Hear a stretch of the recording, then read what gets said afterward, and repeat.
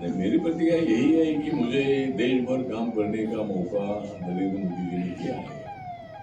वैसा उसके पहले भी मैं देश भर में घूमता ही था, लेकिन जब से मैं मंत्री बना हूँ तो और भी गति से मेरा काम पूरे देश भर में बढ़ा है।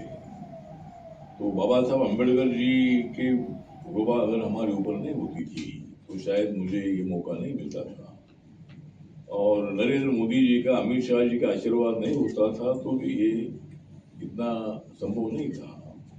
और देवेंद्र फडणवीस जी का प्रयास इसके पीछे जरूर है। और मेरा जो कार्यकर्ता लोग है, कार्यकर्ता इनको सत्ता का कुछ नहीं मिलता है तो भी तुम आगे बढ़ो, हम तुम्हारे साथ है, ये नारा हमेशा मेरे कान में गूंजता है और मैं आगे बढ़ता हूँ और ये मेरे साथ सब आते हैं। तो इसलिए कार्यकर्ता की ताकत भी एक मेरी ताकत है और उसके लिए मुझे राज्यसभा का मौका मिला है।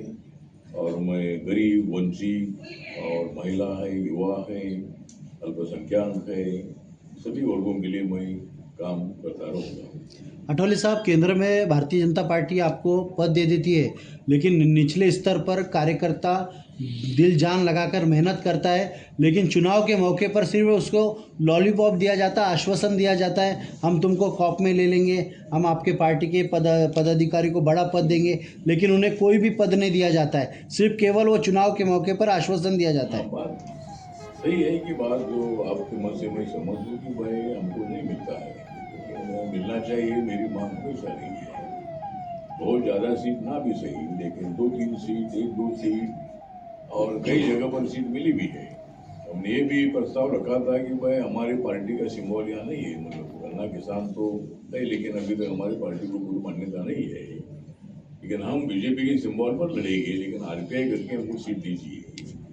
जिस तरह पुणे में हमें 9 सीटें मिली थी, उसमें 6 सीटें हमारी चुनकर आई कमल सिंबल पर, और वहाँ हमारा जो डिप्टी मेयर है, ये डिप्टी मेयर पुणे में बना है। तो मुझे लगता है कि हर महानगर पालिका में आरपीआई को कोई ना कोई तो सत्ता मिलनी चाहिए, तो इसके लिए जरूर मेरा प्रयास जारी है। मेरी तो मांग हमेशा रही है कि बहुत ज़्यादा ना भी सही, लेकिन कुछ न कुछ तो सत्ता की भागीदारी मेरे वर्कर को मिलनी चाहिए। और देवेंद्र फडणवीस जी ने आश्वासन दिया है कि अभी जो इलेक्शन के बाद, सभी इलेक्शन के बाद जो महामंडल है, उस महामंडल में आरपीआई को 1 या 2 चेयरमैन पर देने का विचार किया जाएगा, ऐसा बोला है। एक एमएलसी देने का भी मान्य किया है। जिला, तालुका की और शहरों की जो कमेटियां हैं उसमें भी आरपीआई को कोई मौका देगा, ऐसे उन्होंने बताया है। तो मैं जरूर कोशिश करूँगा और वो भी करना है। और दूसरे बाजू में रिपब्लिकन पार्टी के कार्यकर्ताओं ने अपना संगठन दलित समाज से आगे बढ़कर दूसरे समाज तक पहुंचाना चाहिए। तो पार्टी टिकट नहीं देती, जिस तरह अभी बीजेपी के साथ एकनाथ शिंदे की शिवसेना है, अजयदादा पवार साहब की एनसीपी है, जो अलायंस होता है वो अपने बलबूते लोग खड़ा करते हैं और कुछ लोग चुनकर लाते हैं। तो हमें भी आगे ये करना पड़ेगा कि अगर अलायंस नहीं होता है तो कुछ सीटों पर हम चुनाव लड़े। लेकिन एक हमारी मांग है कि पहले वार्ड सिस्टम होती थी, 1 वार्ड ही होता था, अभी 4 वार्ड का एक प्रभाव होता है। तो उसमें हमारी पार्टी को चुनकर आना, छोटी छोटी पार्टी को चुनकर आना मुश्किल है। इसीलिए सरकार के पास हमारी मांग है कि लोकल बॉडीज के चुनाव में, नगर पालिका और महानगर पालिका में वार्ड सिस्टम को खत्म किया जाए, और इसके लिए मैं आगे प्रयत्न करूँगा। लेकिन हम लोगों को भी हमारी पार्टी थोड़ी ब्रॉड बनाने की आवश्यकता है। आठवले सर, आप केंद्र में एनडीए के सरकार में शामिल है, आप केंद्र में एनडीए के सरकार में शामिल है, तो पिछले कुछ वर्षों से दलितों पर अत्याचार और अन्याय के मामले बढ़े हैं।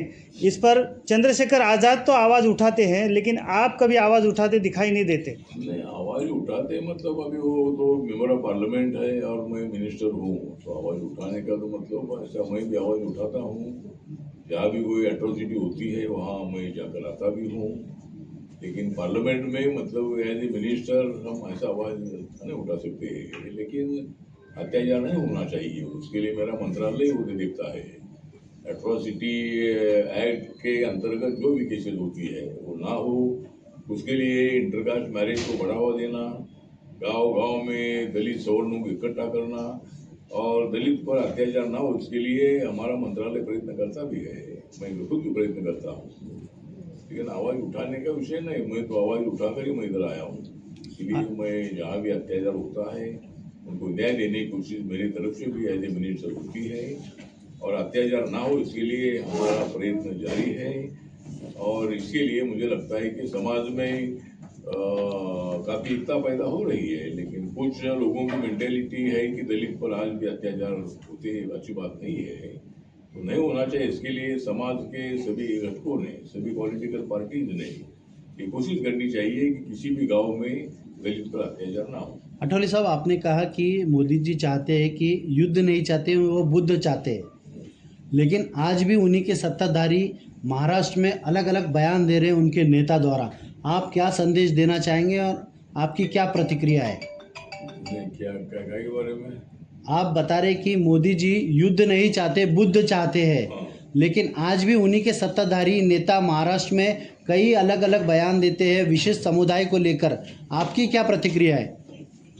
समुदाय को लेकर बयान तो मतलब अभी हमारे एनडीए की भूमिका ये है कि सभी जाति धर्म को सामाजिक आर्थिक न्याय मिलना चाहिए।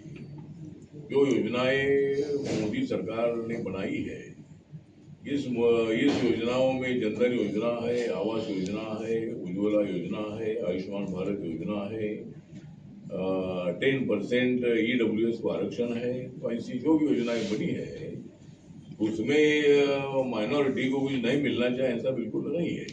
मतलब कोई बयान देता होगा, लेकिन सरकार की जो स्कीम है उसमें अभी 10% आरक्षण में 8 लाख के अंदर जिनका ईयरली इनकम है, तो जिस कम्युनिटी को SC ST OBC का आरक्षण नहीं मिलता है, ऐसे समाज के, ऐसे फैमिली के बच्चों को आरक्षण देना चाहिए। ये मांग हमेशा उठती रही और मैंने सबसे ज़्यादा ये मांग की थी कि भाई हमें आरक्षण मिलता है, लेकिन हाई कास्ट है, लेकिन उनका इनकम लोअर है, तो उनको भी आरक्षण मिलना चाहिए।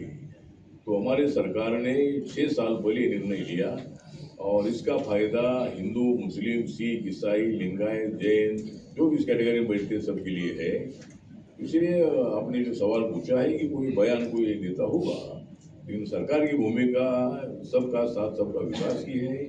नरेंद्र मोदी जी ने अपना परिवार 140 करोड़ लोगों का ही उन्होंने बताया है।